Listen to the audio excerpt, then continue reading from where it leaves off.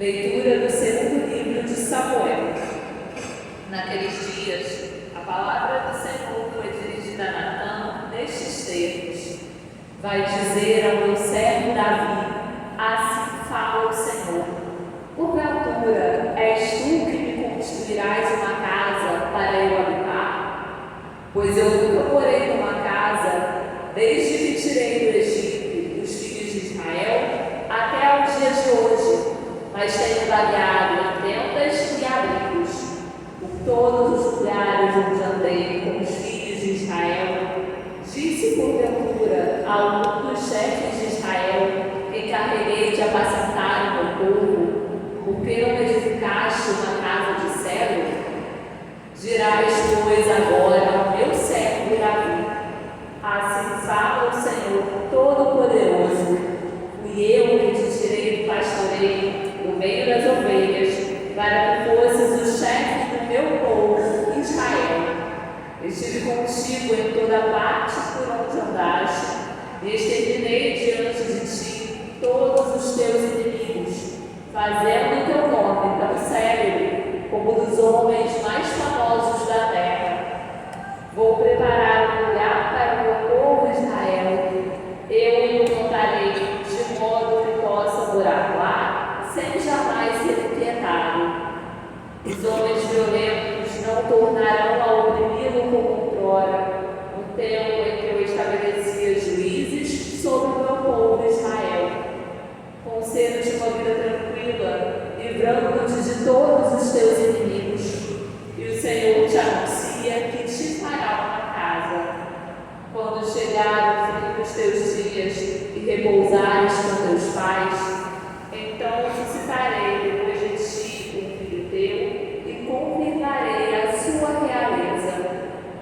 Será ele que construirá uma casa para o meu nome, e eu firmarei para sempre o seu trono real. Eu serei para ele pai, e ele será para mim filho.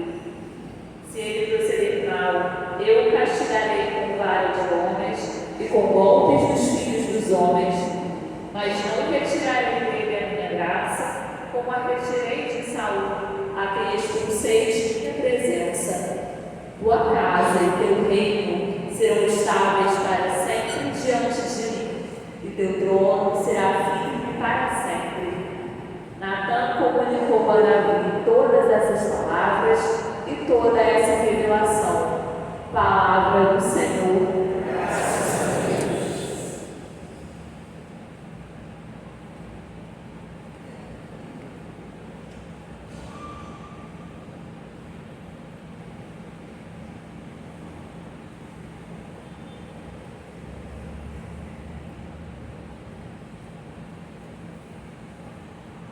Guardarei eternamente para ele a minha graça. Guardarei eternamente para ele a minha graça. Eu firmei uma aliança com meu servo, meu eleito, e eu fiz um juramento a Davi, meu servidor. Para sempre no teu trono firmarei tua linhagem. De geração em geração garantirei o teu reinado. Ele então me invocará: Ó Senhor, vós sois meu Pai, sois meu Deus, sois meu rochedo, onde encontro a salvação. E por isso farei dele o meu filho primogênito. Sobre os reis de toda a terra, farei dele o Rei Altíssimo. Guardarei eternamente para ele a minha graça. Guardarei eternamente para ele a minha graça, e com ele firmarei minha aliança indissolúvel. Pelos séculos sem fim conservarei sua descendência, e o seu trono, tanto tempo quanto os céus, há de durar. Guardarei eternamente para ele a minha graça.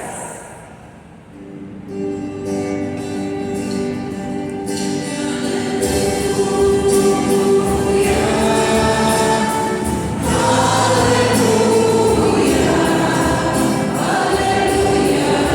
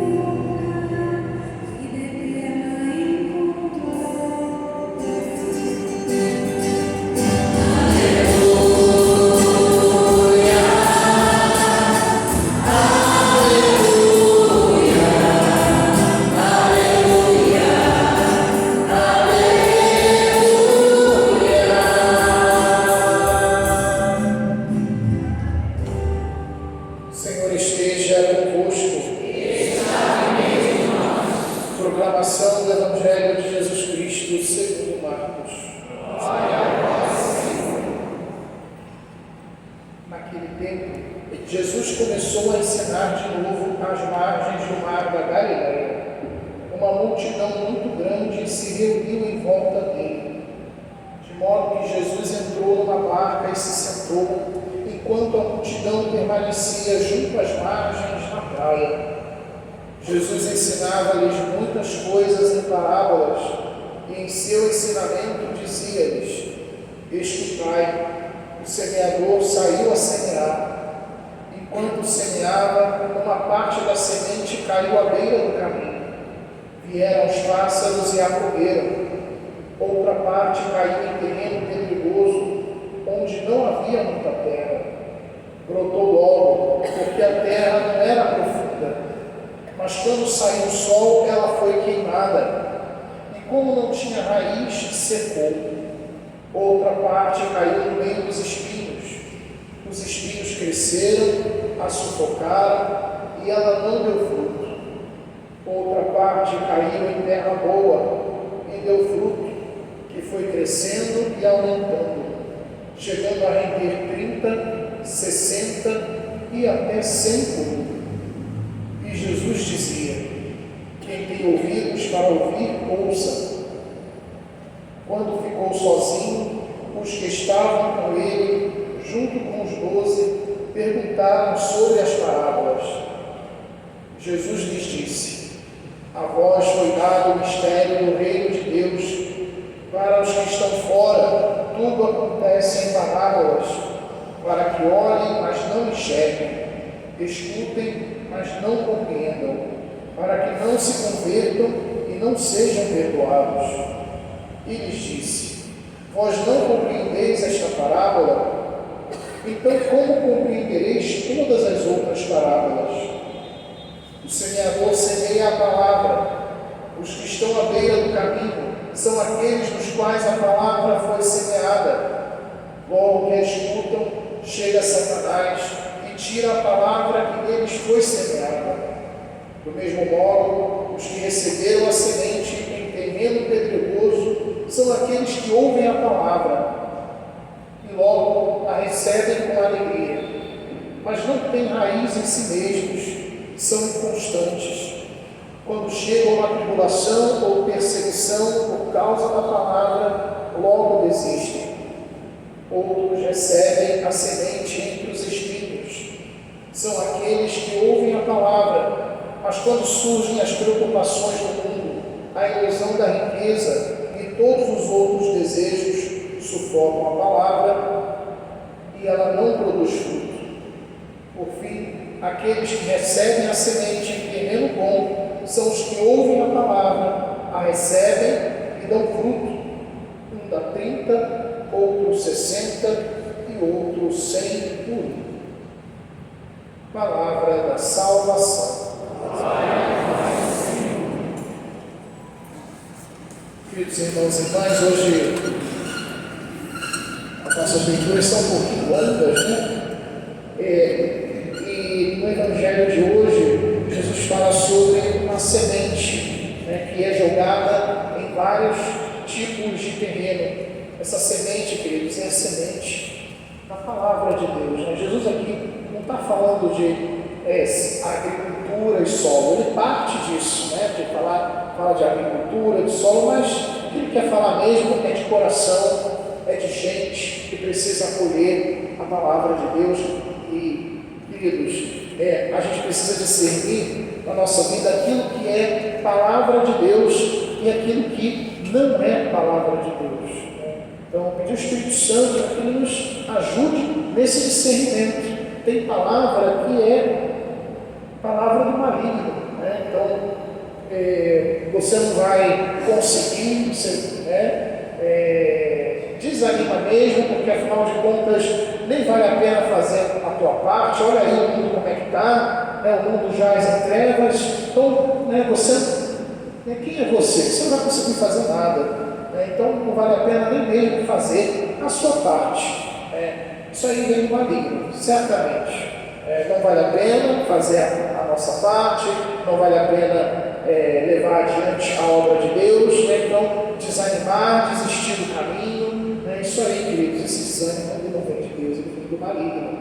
Do mesmo modo também, as vozes da carne, né, que nós clamam, né, aquele inimigo interno, né, aquela coisa que parece que sobe, né, que vem assim de baixo, sobe, a ira, né, muitas vezes, né, dá vontade de tacar um negócio na cabeça de alguém, né, sobretudo das crianças em casa, é isso, né, quando fazem arte, né, como dizia papai, né, falava para minha mãe, quando ele fizer bobagem, pega um cabo de vassoura, quebra na cabeça dele, né, dizia papai, né, para a mamãe. Era quase um incentivo, no mínimo a uma tentativa de homicídio. Né? Papai incentivava a mamãe, né, para que educasse, né, no cabo de vassoura. Né? Então, e muitas vezes é assim, queridos. Né?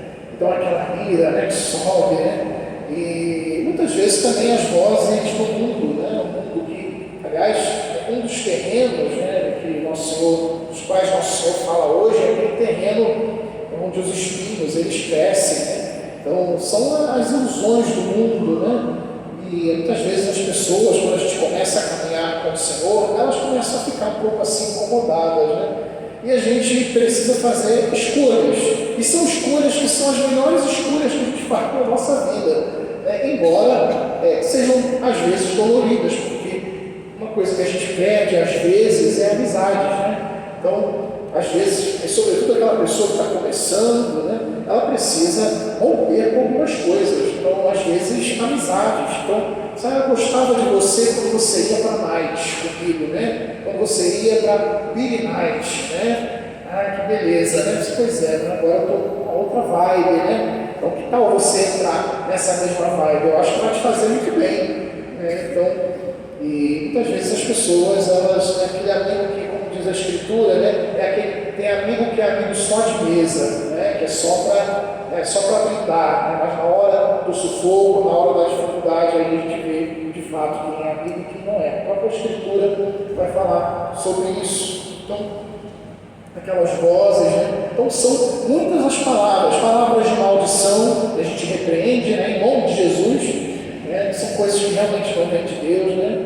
Palavras de maldição, palavras que não são palavras de Deus.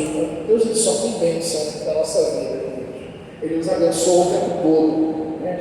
Então a gente precisa discernir para que, de fato, aquela semente que é a palavra de Deus, né? Então, isso aqui é de Deus. Então aí a gente tem que abrir o coração. Por quê? Porque Deus ele sempre quer realizar algo novo na nossa vida. Ele sempre quer transformar o nosso coração. Né? E aí de nós, quando dizemos, não, eu estou muito bem assim, né? Não preciso de mudança, não preciso de transformação. Eu queria te dizer que você que veio a essa igreja, eu tenho certeza que o Senhor já está mexendo alguma coisa aí. Né? Então, simplesmente pela palavra proclamada, eu tenho certeza que a palavra de Deus que é viva e eficaz, como diz a carta aos Hebreus, tenho certeza que já está aí incomodando talvez o teu coração.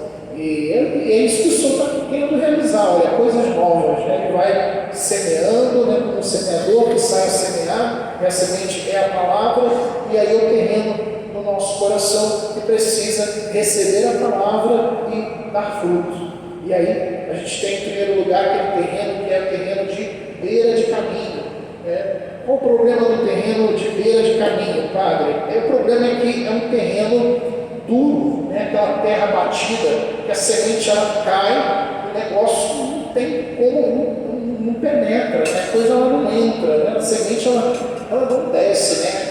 Aquele terreno pesado, né? Aquele terreno durão, né? Então a coisa não desce, né? E aí, a semente, queridos, ela não deve estar sobre o terreno, mas ela deve estar sobre o terreno. Sobre é diferente de sobre, né? Os professores de português aí sabem muito bem, né? Então não é em cima, né? Em cima já é julgada, mas ela tem que o quê? Penetrar. E às vezes o nosso coração é um coração, às vezes, com muitas dúvidas, né? Será que eu deveria? Se é Deus, meu irmão, se vem de Deus, se é a palavra de Deus, você precisa, para o seu próprio bem, para a sua própria salvação, permitir que que ela penetre no teu coração, por mais que, mas parece muito desafiante. Sim, mas como diz Santa Teresa, minha padroeira, né? É justo que muito custe, que muito vale. Então, é assim mesmo. Então, é um desafio permitir que a palavra de Deus ela possa penetrar o nosso coração e entrar, né? Então, o coração que está duro, né? Dizer, Senhor, vem revestir essa terra aqui, vem revestir esse terreno aqui que está duro, né? Coisa parece que não entra, né? Parece que nada entra. Tem pessoas às vezes que ficam anos na igreja e né, consegue perdoar aquela pessoa.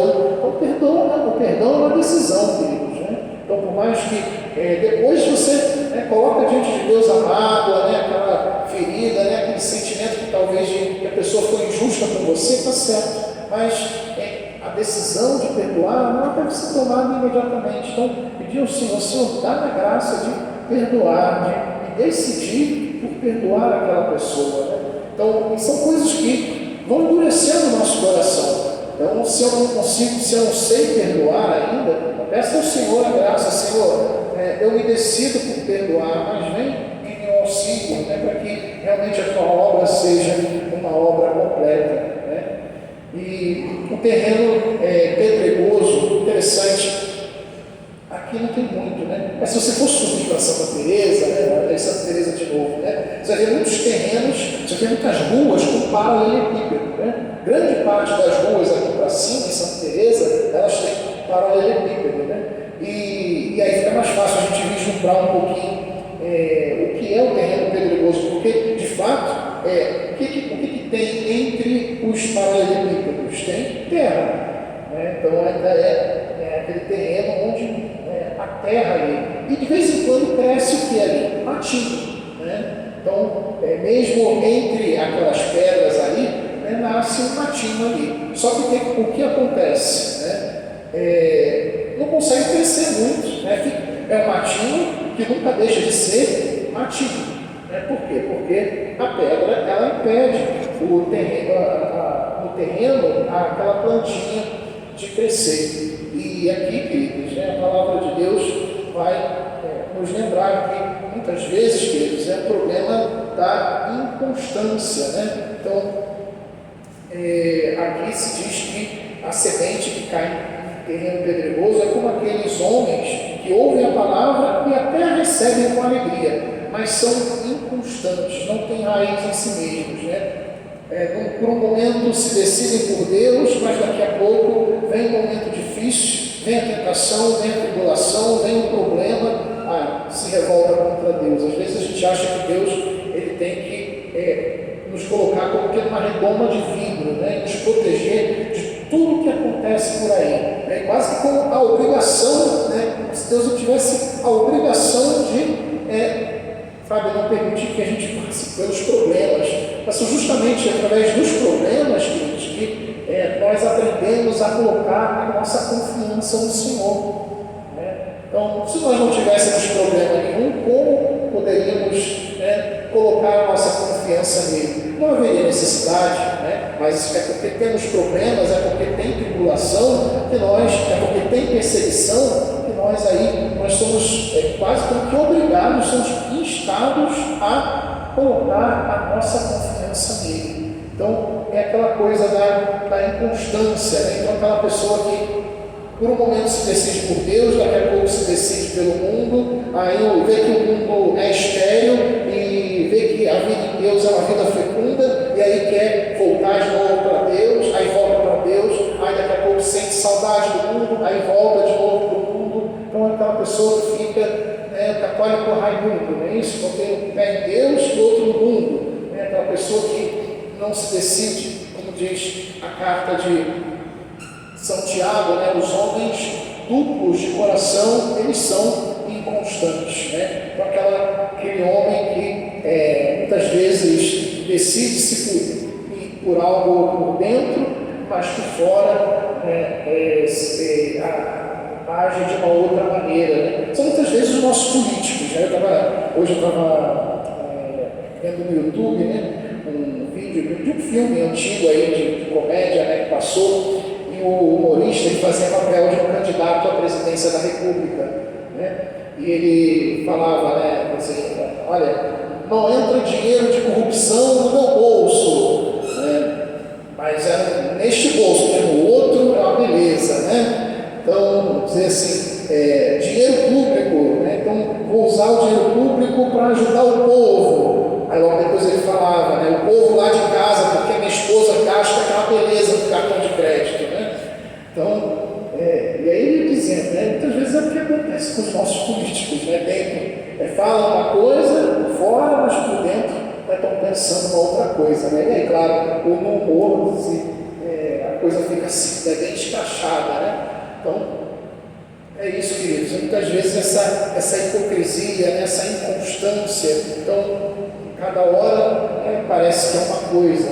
Então, e a questão também da semente entre os espinhos, né? Aqueles que ouvem a palavra, aí surgem as preocupações, né? Nós vivemos um período em que um momento, né, da nossa história, que nós somos assim, muito ansiosos, né? Então a gente se preocupa, né? Ou seja, se ocupa com as coisas anteriormente, né? É o período do micro-ondas, onde você coloca a comida, coloca 3 minutos, quando deu 30 segundos, você já está olhando lá, fica olhando lá para o micro-ondas, trabalhando aquela luzinha funcionando e vai contando os segundos até dar os 3 minutos que você colocou lá, né? Então é o período, da ansiedade, né? Que certa a piedade cristã.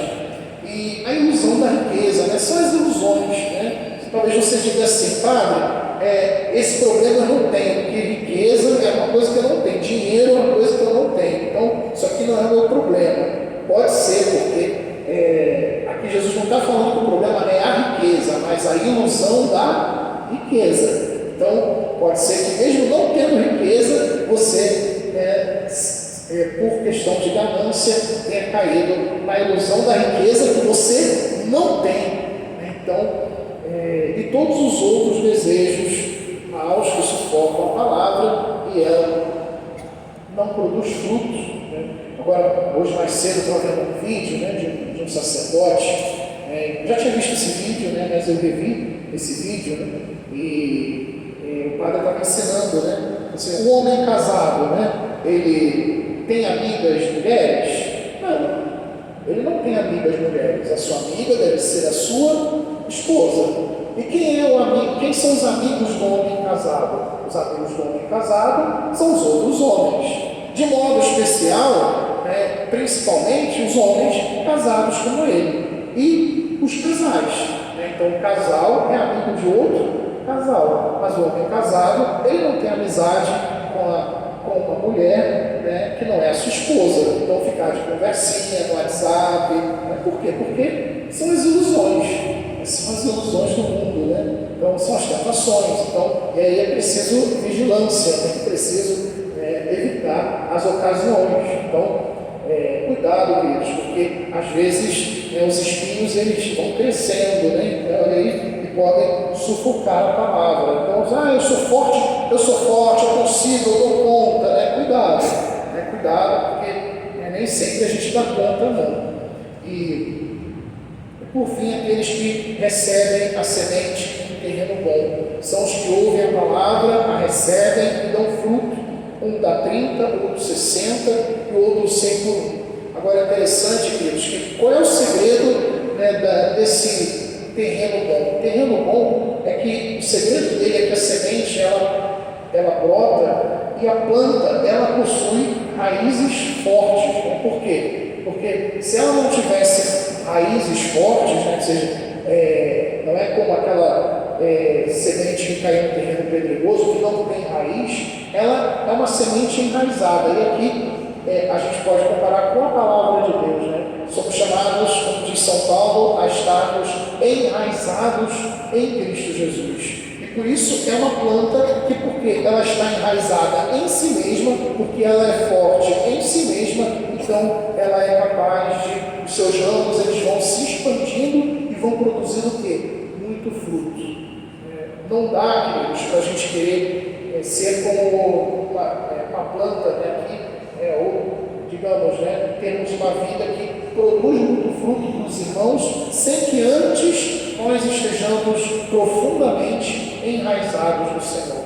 Então, Nós queremos hoje, queridos, pedir que, de fato, o Senhor ele vem em nosso auxílio, remexendo essa terra que talvez seja ainda uma terra, um terreno pedregoso, que se deixou levar pelas ilusões das riquezas, preocupações do mundo, terreno de espinhos, ou simplesmente um coração duro ainda, beira de caminho.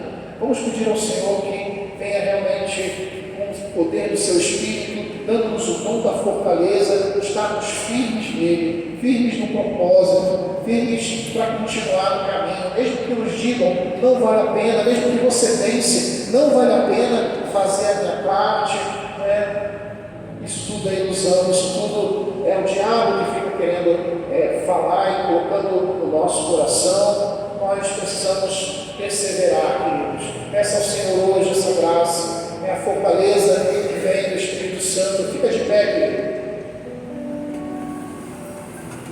Reconhecendo que muitas vezes o nosso coração quer tudo, não sabe partilhar, um coração muitas vezes de pedra, onde a semente ela não consegue sequer penetrar. Às vezes, vamos cantar, conheço um coração tão manso, humilde e sereno.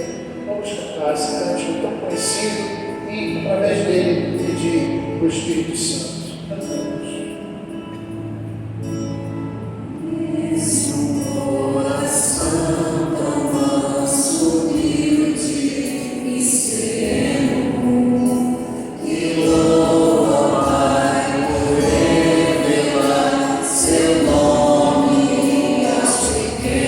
Tenho o dom de amar.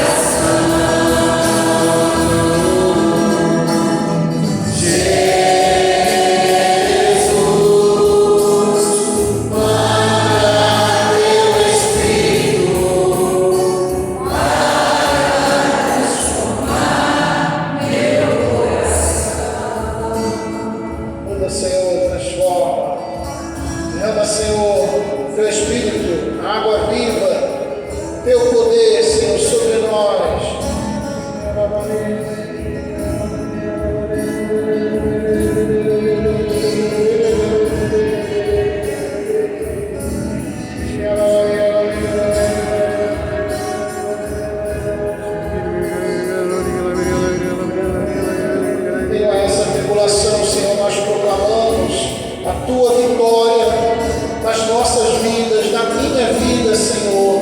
Eu proclamo, Senhor, a tua vitória na minha vida.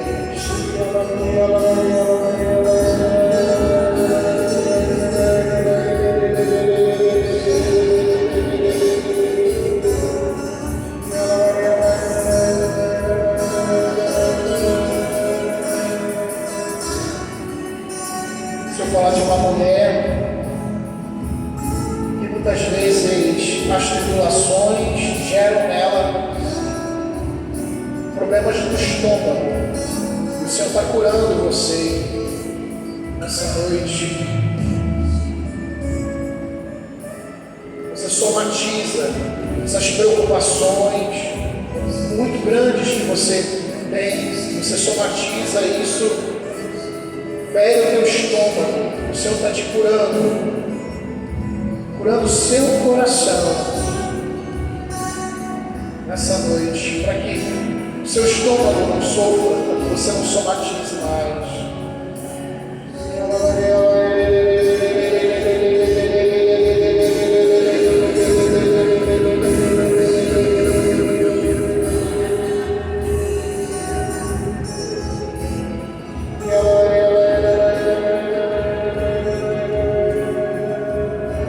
Pessoas que estavam acostumadas a varrer a sua sujeira interior, como que estivessem varrendo para debaixo do tapete.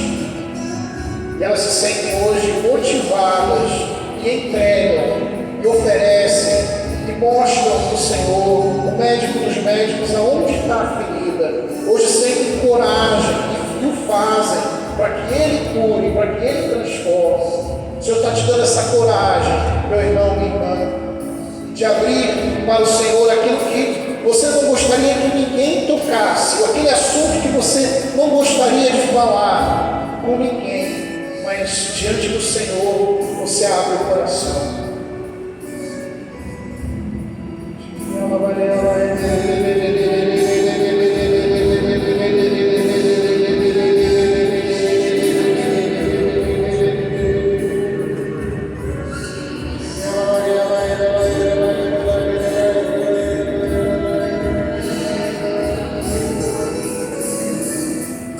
Fala sobre pessoas que foram abusadas na infância. E o Senhor está tocando essas pessoas. Pessoas abusadas na infância.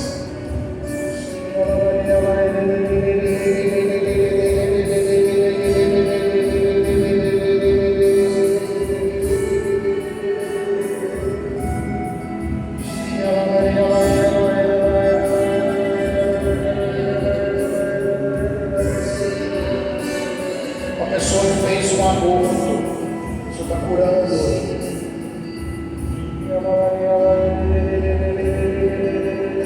Você se sente culpada, mas o Senhor, Ele vem em teu auxílio, com o sangue dele, Ele te lava.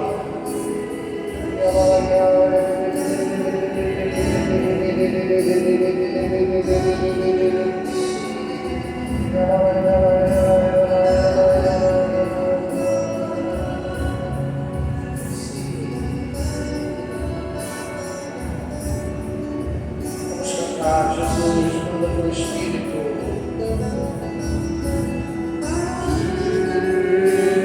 Jesus, manda teu Espírito para transformar meu coração.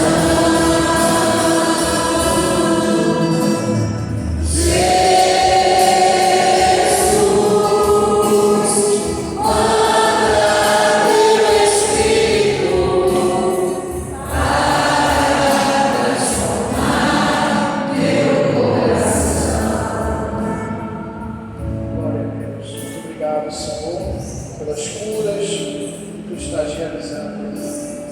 Libertações desde agora. E a igreja nos propõe um caminho para a libertação, que é a oração de renúncia. Então nós vamos professar a nossa